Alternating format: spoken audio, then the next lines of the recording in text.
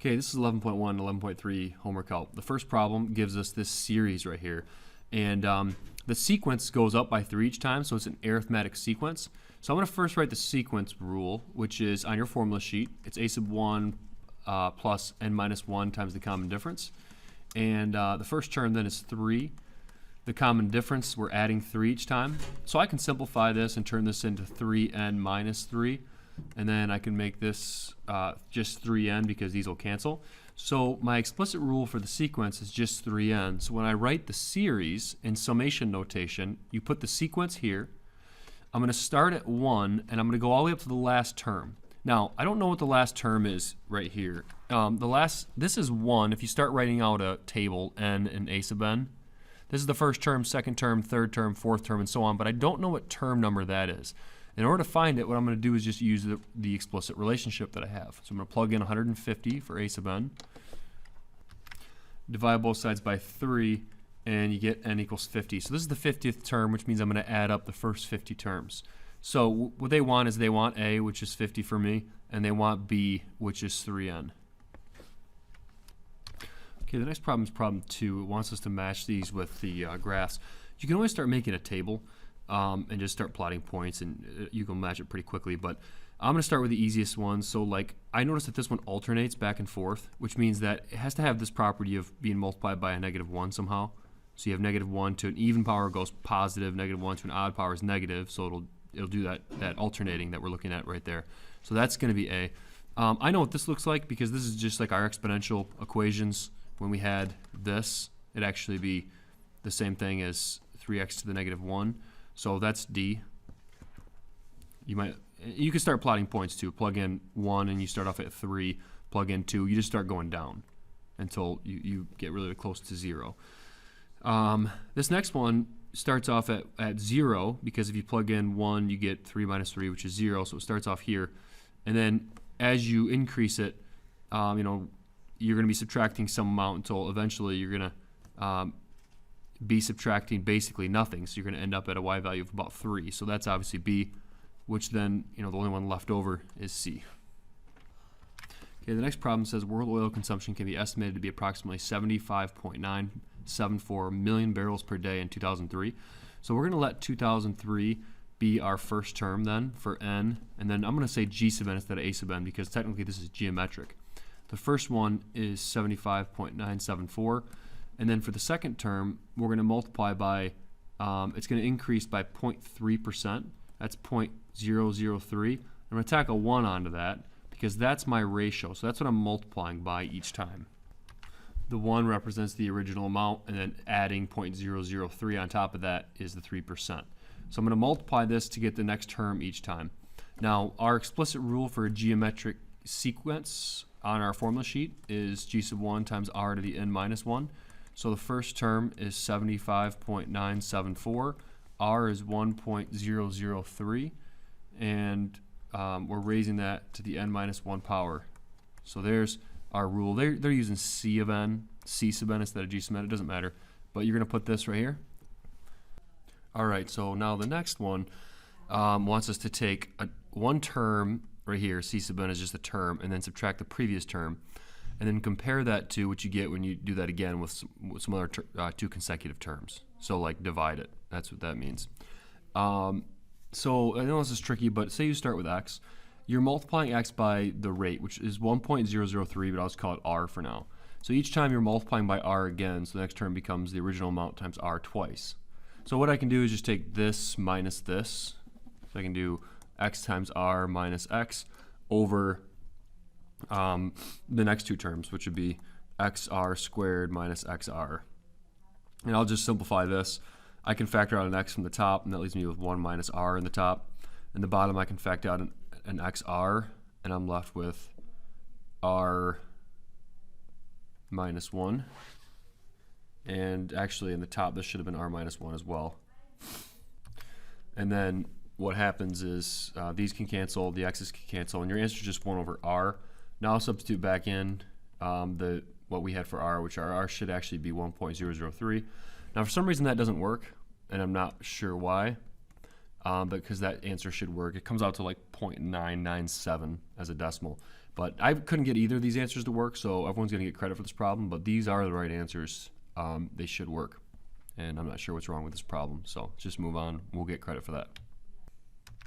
Okay, the next problem wants us to use a graphing calculator to find the first 10 terms of this sequence. So what we're going to do in our calculator is we're going to graph it just like a line, you know, like y equals 4x plus 3, because that's what it is. It's a line. It just so happens that for sequences, we're only entering in whole numbers like 1, 2, 3, and so on. We're not going to enter in like 1.1 like we did with functions. But it is still a line, and we can write it in like this, 4x plus 3. And then when we go to second table set, we'll start the table at the first term, and we'll go by increments of 1, so that when we look at the table, we're just seeing our sequence right there. So there's our answer. The 9th term is down here, which is 39, and 10th term is 43. All right, the next problem gives us this sigma notation here. What this means, it wants to add up the first 18 terms of this sequence right here. Now, normally, if this is arithmetic or geometric, there's formulas that I have on the formula sheet for finite geometric series and finite arithmetic series. But this one's neither. It's neither arithmetic or geometric because it's alternating. This negative 1's going to alternate from positive to negative depending on whether the exponent here is even or odd. So it's neither geometric nor arithmetic. So we're going to just do this one on the calculator. So let me show you how to do this. You go to your home screen and you go to Alpha Window and choose 2, which is summation. Then you're just going to enter this thing in. So I'm going to use x instead of n. This starts from 0. That's our first term, the 0th term, and goes to 18. And then I'm going to enter it in just like I see it. Negative 1, close the parenthesis, raise it to the x power, not n, and then multiply it by 2x. I should hit enter on that, and that's going to give me the sum, which is 18 in this case. Okay, the next problem wants us to do another sum. It doesn't tell us how many terms, but it wants us to add up all these terms up until we get 84. And we're going by ones. So this is an arithmetic sequence right here. Well, actually an arithmetic series since I'm adding these terms up. The sequence, though, if I'm going to write that out, is a sub 1 plus n minus 1 times the common difference. That's right off the formula sheet for an arithmetic sequence, which is right here. So I just need to figure out the first term, which is 1, and the common difference, which is 1, and now I have my explicit rule. I'm going to simplify this, so 1 plus n minus 1 equals a sub n. So the 1's cancel, and I just get my explicit rule is a sub n equals n. So if I want to figure out what the 84th term is, I can plug in 84 right here and find out that that's the 84th term. Makes sense because we're just adding 1. So we're going to go from n equals 1 to 84 of this sequence right here, so of n. That's what our sigma notation is. We can plug that into our calculator to find the answer, or we can use the formula off the formula sheet to find the sum, which would be this series. So on the formula sheet we have arithmetic series, finite right here. So we're going to use that formula. It's the first term, n times a sub 1 plus the last term divided by 2. So it's the average of the terms times the number of terms. So there's 84 terms. The first term is 1. The last term is 84. And that will give us the answer. Whether I do this in my calculator or whether I do this, I get 3,570. So, but that's not what they asked for. Actually, they just want A and B. So A is 84 and B is n. Okay, the next problem gives us this right here. And this is neither arithmetic or geometric, so we got to figure out what we're doing here to get the sequence, which goes there, and to get the total number of terms, which go there. So since this is the first term, you can see I have a 1 there, and that's going up by 1s each time. So that I'm going to make this 1 over n, because that's, the first term would be 1, second term would be 2, and so on. You'll notice the next number is always 1 higher than that. So what I can do is make it n plus 1. So n plus 1. So there's my rule, which goes right there, my sequence rule. And then I need to figure out the number of terms, which is just this number always, so it's just 191. So 191 goes in here, and then here I have 1 divided by, and you're going to want to use parentheses here, something like that, to make sure that you're dividing this whole thing into 1. Okay, the next problem wants us to do an arithmetic sequence. So the first term is 8. The common difference in this case looks like I'm adding 4 each time. So the formula off the formula sheet is the first term plus n minus 1 times the common difference. So that's 8 plus n minus 1 times 4. I can distribute the 4 and simplify this a little bit. 4n minus 4 equals a sub n. So this turns into 4 plus 4n, or we could switch those around, it doesn't matter. But there's my rule. I'll write it as 4n plus 4. Okay, the next problem gives us the 100th term of an arithmetic sequence, so that's a sub 100, and that equals 187. It also tells us the common difference, which is 2. So when I go to write my formula out, it's the first term plus n minus 1 times the common difference for arithmetic sequences. I have this, which is 2, and I have the 100th term, which I'm going to fill this out. I'm going to put the 100th term in, 187, equals the first term plus 100 minus 1 times 2. So I filled out the sequence with the information they gave me, and that allows me to find the first term right here. So that's 187 equals a sub 1 plus 99 times 2, 198. All right, and then I can just subtract from both sides, minus 198. A sub 1 equals negative 11. Okay, so there's my first term, and then you can see that I'm just adding 2 each time. So the second term is going to be negative 9, and the third term is going to be negative 7. Okay, the next problem gives us an arithmetic sequence. The first term we can see is 1. The common difference is 6 each time. And they want to know what term 157 is. So let's go ahead and plug the formula in. A sub 1 plus n minus 1 times the common difference.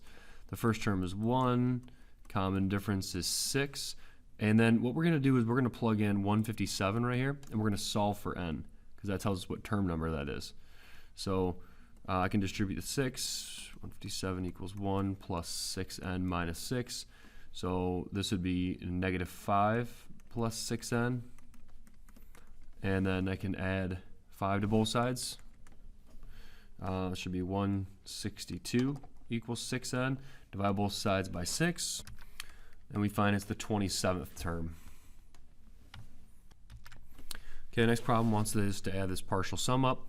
You'll notice that I'm adding 7 each time to get the next term, so this is arithmetic. The first term is 1. The common difference is 7. So I can fill out the rule first of all. The first term is 1. Common difference is 7. And this simplifies to 7n minus 6. And now I want to add these terms up from n equals 1 to, and I need to figure out what this last term is, 204. So I'm going to plug in 204 here and find out what term number that is. Add 6 to both sides, that's 210 equals 7n. Divide both sides by 7. This should have been 210, but that gives me n equals 30. So I'm adding up the first 30 terms of this sequence. Now, I can plug this into my calculator, and that gives me a sum, but I also have a formula on the formula sheet that once again is the number of terms times the average of the first and the last term, all divided by 2, which is the average.